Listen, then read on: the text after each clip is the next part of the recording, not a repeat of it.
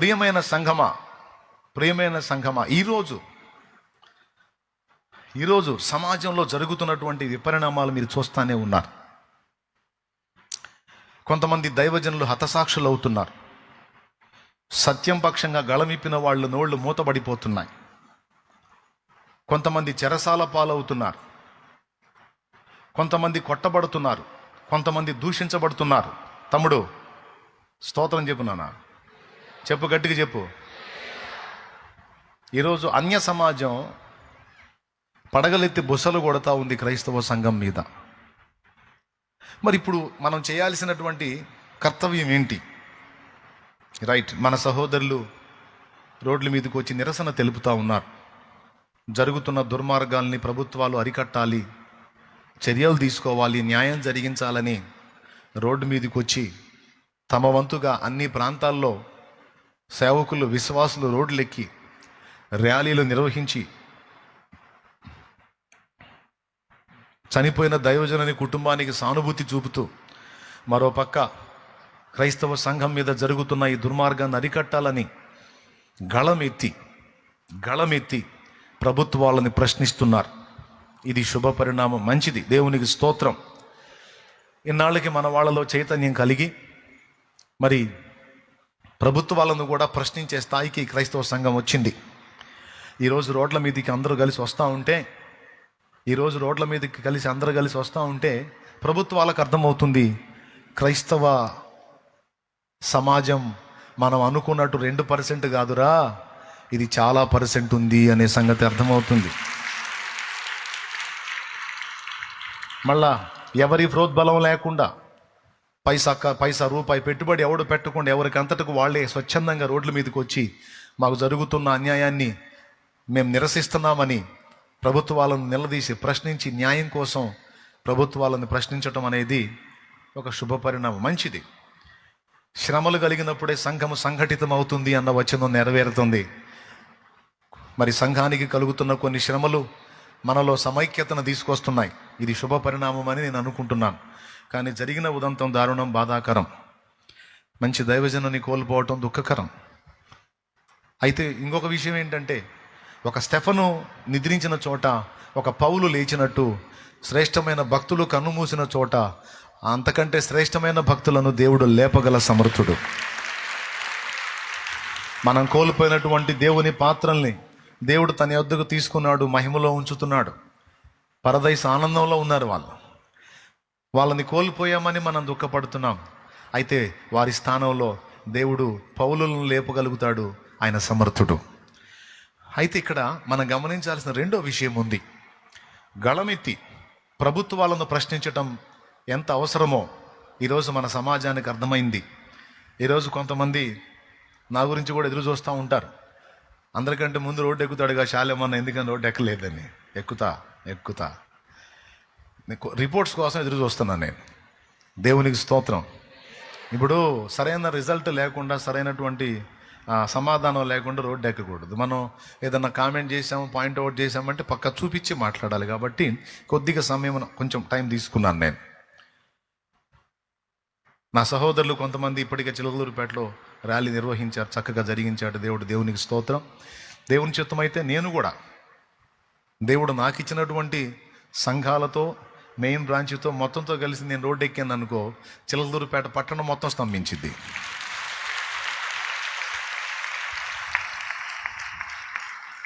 అది నాకేం కొత్త కాదు. ఆల్రెడీ నేను ఈ పని చేస్తున్నాను. కొంతమంది నన్ను అనుకోవచ్చు, శాలేమన్న బయటికి రాడేందని.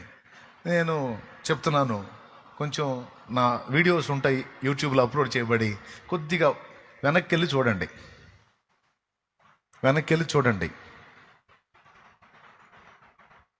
అప్పుడు యూట్యూబ్లు లేవు, హడావుళ్ళు లేవు, ఏమీ లేనప్పుడే గుడ్ ఫ్రైడే రోజు ఆరాధన సగంలో ఆపేసి సంఘం మొత్తాన్ని తీసుకొని రోడ్డు ఎక్కితే ఈ దరి నుంచి ఆ దరికి ఎన్ఆర్టీ సెంటర్ దాకా ఈ గుంపే ఉన్నారు, మన గుంపే ఉన్నారు. ఏది అప్పుడు సంఘాన్ని, ఇప్పుడు సంఘం తీసుకొని రోడ్డు ఎక్కే మనకి అదే చెబుతుంది. ఈ దరి నుంచి గడియార ఇక్కడికి మొదలు పెడితే గడియార ఆ చుట్టూ సౌత్రా సెంటర్ మొత్తం ఉంటుంది. సేవకులు సంఘాలతో సహా వచ్చి దిగుతారు మనం ర్యాలీ చేద్దామంటే. అయితే ఈసారి నేను ఇంకొక పని కూడా ఆలోచన చేస్తూ ఉన్నాను. ఈ దుర్మార్గాలు ఇలానే కొనసాగితే వేరే ఆలోచనలు కూడా నాకున్నాయి. ఈసారి ఒట్టి ర్యాలీలు కాదు, అవసరమైతే నిరాహార దీక్షలకు పూనుకుంటాం, టెంట్ వేసుకొని కూర్చుంటాం. న్యాయం జరగాలి, ఆ పని కూడా పూనుకుంటాం. మరి ప్రభుత్వాల దృష్టికి పోయి అవి సీరియస్గా తీసుకొని మరి క్రైస్తవ్యాన్ని దూషిస్తూ, యేసు ప్రభుని నానా మాటలంటూ, మరియమ్మ తల్లిని దూషిస్తూ మరి భయంకరంగా విచ్చలవిడిగా వాళ్ళకి ఇష్టం వచ్చినట్టు మాట్లాడుతూ ఉన్నారు. మరి వాళ్ళనే అదుపు చేయలేదు, వాళ్ళనేం కట్టడి చేయలేదు, వాళ్ళనేం బంధించలేదు. మరి అన్యాయం జరుగుతుందని అన్యాయాన్ని ప్రశ్నించిన వాళ్ళని జైళ్ళకు పంపుతున్నారు, వాస్తవాన్ని వాస్తవంగా మాట్లాడినందుకు చంపుతున్నారు. ఇవేమో మరి వీటికి తగిన న్యాయం జరగట్లేదు. ఆల్రెడీ దుర్మార్గం చేస్తున్న వాళ్ళనేమో పట్టించుకోవట్లేదు. స్పష్టంగా కనపడుతుంది. కాబట్టి ఒక పూట ర్యాలీ చేసి చేతులు దులుపుకోవటం అన్నది కాకుండా అవసరమైతే నిరాహార దీక్షలకు కూడా పూనుకొని మరి ఆ విధంగా కూడా చర్యలు తీసుకోవాలనేది మేము ఆలోచన చేస్తూ ఉన్నాం. ఆ పైన దేవుని చిత్తం. ఒకవేళ పోలీసు వారు స్పందించి న్యాయమైన విచారణ జరిపించి జరిగిన దానిలో వాస్తవాలు తేల్చి న్యాయం జరిగిస్తే దేవునికి స్తోత్రం. జరిగించకపోతే ర్యాలీ చేస్తాం, అవసరమైతే టెంట్లు వేసుకొని నిరాహార దీక్ష కూడా చేపడతాం. ఓకే, నేనే ఒట్టిగా లేను, ఎవరు ఎట్టబోతే నాకెందుకని కూర్చునే రకం నేను కాదు. సమాజానికి ఇవ్వాల్సిన సంకేతం సమాజానికి, ప్రభుత్వాలకి ఇవ్వాల్సిన సంకేతం ప్రభుత్వాలకి ఇవ్వటానికి మేము సిద్ధం. అయితే ఎందుకు సమయంలో పాటిస్తున్నామంటే రిజల్ట్ కోసం, ఆ రిపోర్ట్ కోసం మేము ఆగున్నాం. సో అది కాలయాపన జరుగుతుంది, చూద్దాం. ఈ రెండింటికంటే ముఖ్యంగా అసలు మైండ్కి వస్తున్న, జాగ్రత్తగా వినండి, ఇవి అవసరమే. ఇవి చేసి రోడ్డు మీదకి వచ్చి ప్రశ్నించిన వారిని నేను ప్రోత్సహిస్తున్నా, సంతోషిస్తున్నా, దేవుని మయంపరుస్తున్నా. ఎందుకంటే ప్రశ్నించడం తప్పు కాదు. పౌలు కూడా ప్రశ్నించాడు, యేసయ్య కూడా ప్రశ్నించాడు. ఇన్ని కార్యములను చేసి తిని ఏ కార్యం నిమిత్తము నన్ను రాళ్లతో కొడుతున్నారు అని అడిగాడు. నేను రాళ్లతో కొట్టి చంపుతామన్నారు కదా, ఇన్ని మంచి కార్యములు చేసి తినే కదా, ఏ కార్యం నిమిత్తం నన్ను రాళ్లతో కొట్టుదురు అని ప్రభువు ప్రశ్నించాడు. పౌలు కూడా కేసు విచారణ చేయకుండా, నేరం రుజువు కాకుండానే రోమీయుడైన ఒక పౌరుని మీరు శిక్షిస్తారా? ఈ హక్కు మీకు ఎవడిచ్చాడు? నన్ను ఎందుకు అట్లా చేశారు? చెరసాల నాయకుడు మీరు పోండి అంటే నేను పోను. నువ్వు రక్షణ పొందావు, నువ్వు బాప్తీసం పొందావు, నువ్వు సర్దుకో. మమ్మల్ని ఇక్కడికి తీసుకొచ్చి బంధించి కొట్టిన వాళ్ళ సంగతి మేము తెలుసుకోవాలి అన్నాడు పౌలు. ప్రశ్నించడం తప్పు కాదు. ఓకే. 2, సమాజానికి తెలియాలి జరుగుతున్న దుర్మార్గం, ప్రభుత్వానికి కూడా తెలియాలి. దానికోసం మనం ఎలాంటి చర్యలు శాంతియుతంగా, ఎవరి మీద దాడులు చేయకుండా, పరమత దూషణ చేయకుండా, ఎలాంటి ఆస్తి, ప్రజాధనం, ప్రభుత్వధనం నష్టపుచ్చకుండా శాంతియుతంగా మనం చేస్తున్నటువంటి చర్యలు ఇప్పటికే ప్రభుత్వం చూస్తూ ఉంది. ఇదే వేరే మతాలకు చెందిన వాళ్ళకి ఎలాంటి దుర్మార్గం జరుగుంటే అది ఎంత భయంకరంగా అయిపోయేదో మీకు తెలుసు.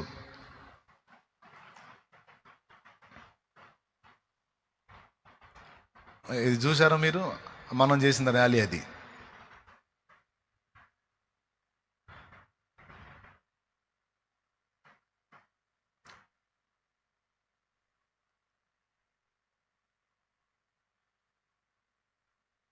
మంచి వేసవి అయినా సరే రోడ్లెక్కి బిడ్డలు కష్టపడ్డారు.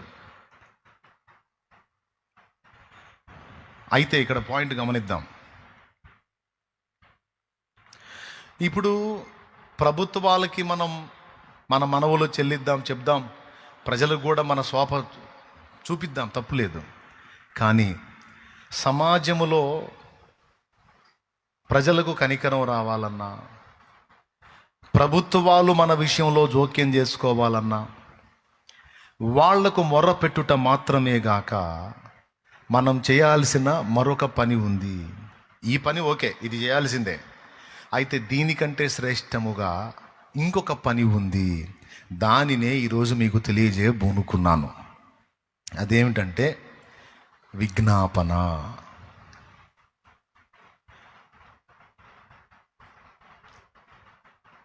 చూడండి ఆ జన సందోహం చూడండి. కొన్ని సంవత్సరాల క్రితమే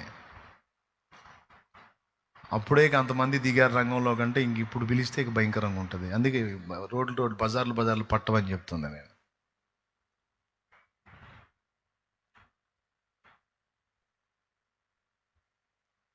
తండ్రి సన్నిధి మినిస్ట్రీస్ నుంచి కేవలం ఒక సంఘం కదిలితేనే అది ఒక్క సంఘం, మన సంఘమే అది. మళ్ళీ అన్ని సంఘాలు కలిసి రాలా. అప్పుడు నేను పేటలో అందరికీ పాంప్లెట్స్ పంపించాను, ఏ సంఘం రాలా. ఈ పని నేను చేస్తుంటే నన్ను పిచ్చోళ్ళ చూశారు. అప్పుడు అన్నారు, ఎందుకు బ్రదర్ మనకి అన్ని ప్రార్థన చేయాలి కానీ అని అన్నాను. ఆ మాటలు అన్న వాళ్ళందరూ దేవుడి కృపలు ఇప్పుడు రోడ్లు ఎక్కుతున్నారు. అంటే రాబోతున్న పరిస్థితులు ముందే గెస్ట్ చేసి నేను చెప్పాను, చేశాను కూడా. అప్పుడే అంచనా ఉంది నాకు.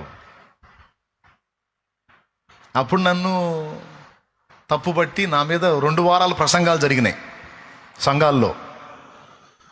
2 వారాలు ప్రసంగాలు జరిగినాయి. సేవకుల సెమినార్లో కూడా ప్రసంగాలు చేశారు. నేను చెవులారా విన్నా. ఒక సంఘంలో సేవకుల సెమినార్ పెట్టుకొని ఇట్లా ర్యాలీలు అని అదని ఇదని పిలుస్తూ ఉంటారు, వెళ్ళకూడదు మనం, అట్లాంటి వాటికి వెళ్ళొద్దని జరిగిన ప్రసంగాలు కూడా విన్నాను నేను. సరే, ఎవడొచ్చినా రాకపోయినా జరుగుతున్నటువంటి దుర్మార్గాలను బట్టి నేనైతే నాకు దేవుడిచ్చిన కృపలో నేను చేయాలనుకున్నది చేయకుండా నేను మానుకోను. సరే, పర్యావసానాలు ఏవొచ్చినా నేను అనుభవించడానికి సిద్ధంగా ఉన్నానని ఫిక్స్ అయి రోడ్డు ఎక్కా. నా వంతు ఒక పాట ద్వారానో, మాట ద్వారానో, ర్యాలీ ద్వారానో నేను చేయాల్సింది నేను చేస్తూనే ఉన్నా. అది ఆ టాటా ఏసియా టాటా లైలాండ్, అది అశోక్ లైలాండ్. అక్కడ కూర్చున్నాడు చూడు, ఒకడు మాట్లాడుతున్నాడు, వాడే వీడు. దేవునికి స్తోత్రం కలుగును గాక. హల్లెలూయా. 2008లో ఇంత సంఘము లేదు, ఇంత పరిచర్య లేదు. నేను పిలిస్తే రోడ్డు ఎక్కుతారా ఎక్కరా అని బాధ. 2008లో ఒరిస్సాలో క్రైస్తవుల మీద దాడి జరిగింది.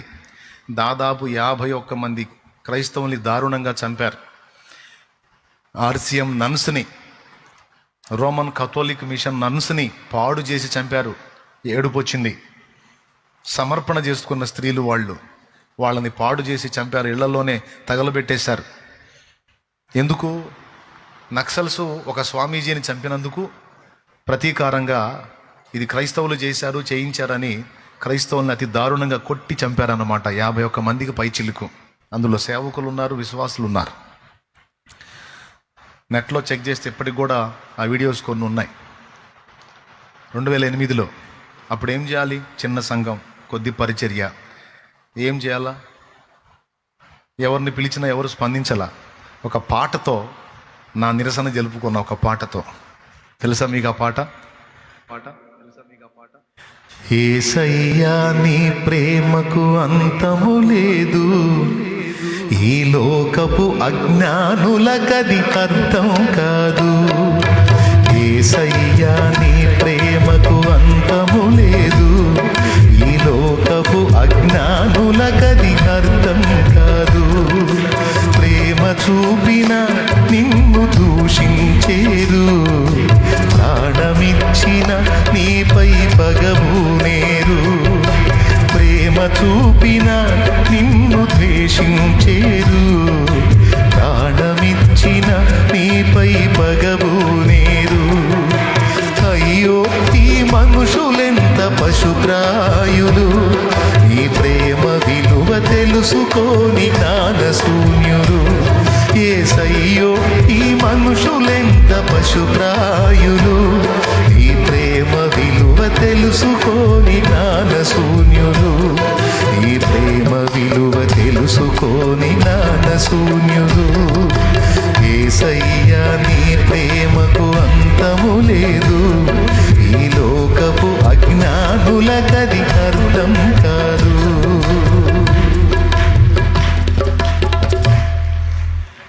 ఏం చేద్దాం, నా బాధ నా పాటలో వెళ్ళబోసుకున్నా. మంచిని చూపిస్తుంటే మతమంటారు, మహిమను చేరే దారిని కనుకుంటారు. మంచిని ప్రకటిస్తుంటే మతమంటారు, మహిమను చేరే దారిని కనుకుంటారు. మార్గము తెలియక తికమక పడుతుంటారు, మార్గము తెలియక తికమక పడుతుంటారు. మనసు నిలిపి నీ ప్రేమను తెలుసుకోరు, మనసు నిలిపి నీ ప్రేమను తెలుసుకోరు. అయ్యో ఈ మనుషులెంత పశుప్రాయులు, ఈ ప్రేమ విలువ తెలుసుకోని జ్ఞానశూన్యులు. యేసయ్యో ఈ మనుషులెంత పశుప్రాయులు, ఈ ప్రేమ విలువ తెలుసుకోని జ్ఞానశూన్యులు, ఈ ప్రేమ విలువ తెలుసుకోని జ్ఞానశూన్యులు. యేసయ్యా నీ ప్రేమకు అంతము లేదు, ఈ లోకపు అజ్ఞానులకది. దేవునికి స్తోత్రం, దేవునికి స్తోత్రం, దేవునికి స్తోత్రం. మంచిని ప్రకటిస్తుంటే మతం అంటారు. పోనీ వాళ్ళకై వాళ్ళు మహిమను తెలుసుకుంటారా అంటే మహిమను తెలుసుకునే దారి వాళ్ళకి తెలియదు. మార్గము తెలియక తికమక పడుతుంటారు. మనసు నిలిపి కొంచెం సేపు నీ గురించి ఆలోచించి నీ ప్రేమను తెలుసుకోరు. అయ్యో ఈ మనుషులెంత పశుప్రాయులు, నీ ప్రేమ విలువ తెలుసుకోని జ్ఞాన శూన్యులు. ఏం చేద్దాం, నా గోడ తెల్లబోసుకున్నప్పుడు తర్వాత దేవుడు అవకాశం ఇచ్చినప్పుడు రోడ్డు ఎక్కాను. ఇప్పుడు కూడా దేవుడు కృపనిచ్చాడు, మరి నిశ్చయంగా రోడ్డు ఎక్కుతాను. అంతేకాదు అవసరమైతే టెంట్ వేసుకొని కూర్చుంటా కూడా.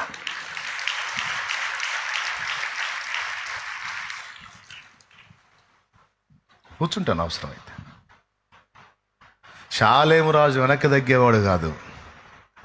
అలా అనుకున్నాడు జఫా అంటే మందారం. దేవునికి స్తోత్రం. అర్థమైందా? హెబ్రీ భాషలో బ్యూటీ. తిట్టు కూడా అందంగా తిట్టుకోవాల్సి వచ్చింది. నేను వెనక్కి తగ్గి నేను సైలెంట్గా కూర్చునే రకం కాదు. దానికి టైం ఉంటుంది. నేను కదలాల్సిన టైం ఒకటి ఉంటుంది. కదలాల్సినప్పుడు నేను కదులుతా. నేను చేయాల్సిన ప్రయత్నం నేను చేస్తా. ఓకే, ఇప్పటిదాకా చేసిన వాళ్ళందరినీ ప్రోత్సహిస్తున్నా, వాళ్ళందరినీ బట్టి దేవుణ్ణి స్తుతిస్తున్నా. ఎందుకంటే ఇన్నాళ్లకు చిత్తశుద్ధి వచ్చింది, కార్యదీక్ష వచ్చింది, ఇన్నాళ్లకు బాధ్యత తెలిసింది. పాపం రోడ్లు ఎక్కుతున్నందుకు దేవునికి కృతజ్ఞతాస్తోత్రాలు. హల్లెలూయా. నన్ను ఎగతాళి చేసిన వాళ్ళందరూ రోడ్లు ఎక్కారు. దేవునికి స్తోత్రం కలుగును గాక. హల్లెలూయా. నా మీద ప్రసంగాలు చేసిన వాళ్ళందరూ రోడ్లు ఎక్కారు. హల్లెలూయా, హల్లెలూయా, స్తోత్రం. ఎక్కాలి, ఇంకా మిగిలిన వాళ్ళు కూడా ఎక్కాలి.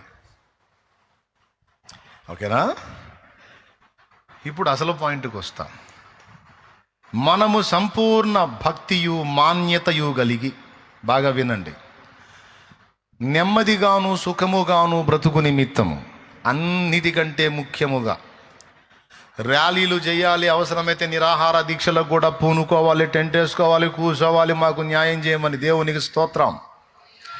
ప్రజలకు సమాధానం ప్రజలకు చెప్పాలి, ప్రభుత్వాలకు చెప్పాలి, మన విన్నపాలు సమాజానికి తెలియజేయాలి, అండ్ ప్రభుత్వాలకు కూడా తెలియజేయాలి. తప్పు లేదు, ప్రశ్నించటం తప్పు కాదు. అవసరమైతే రాజకీయంగా క్రైస్తవుల పక్షాన నిలబడుతున్న వాళ్ళకు కూడా సపోర్ట్ చేయాలి. దాని గురించి కూడా ఆలోచన చేస్తున్నాం. దేవునికి స్తోత్రం. రాజకీయంగా కూడా క్రైస్తవులు లైన్లో ఉండాలి. ఈరోజు మన పక్షాన గళమెత్తి మాట్లాడేవాడు ఒక్కడు లేడు. ముస్లింల పక్షంగా మాట్లాడటానికి కొన్ని గొంతులు ఉన్నాయి, హైందవుల పక్షంగా మాట్లాడడానికి కొన్ని గొంతులు ఉన్నాయి, కానీ క్రైస్తవుల పక్షంగా మాట్లాడడానికి ఒక్క గొంతుక లేదు. అధికారంలో ఉన్న వాళ్ళలో సహా ఎవడు మాట్లాడడానికి దమ్ము లేదు. కాబట్టి దీని గురించి కూడా సమాలోచన జరుపుతున్నాం.